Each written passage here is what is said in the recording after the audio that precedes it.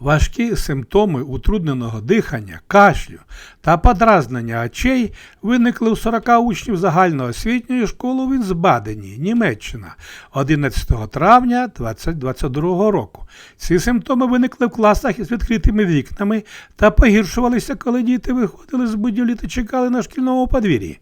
Як виявилося, симптоми викликані пилом, що утворюється з тонких зіркоподібних волосків платанового дерева. Сильні вітри зрушили листя платану після тривалого сухого періоду, утворивши пил. Погода у Вісбадені в той час була надзвичайна. Температура була 29 градусів по Цельсію, сухо, пориви вітру сягали 90 км на годину.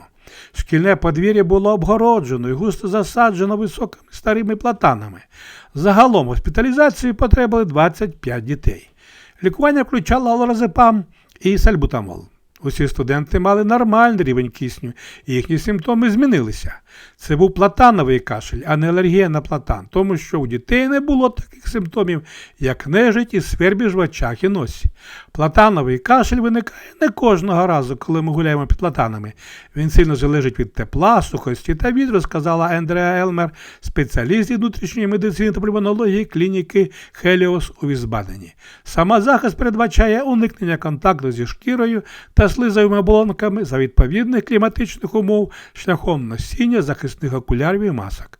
Листя і гілки платану слід не знімати, а пилососити. Сезонне оприскування платанів у суміші облачного пектину з водою може запобігти утворенню пилу. Фахівці очікують збільшення випадків платанового кашлю, особливо в містах з щільною забудовою через зміну клімату. Дякую за лайки та розповсюдження відео.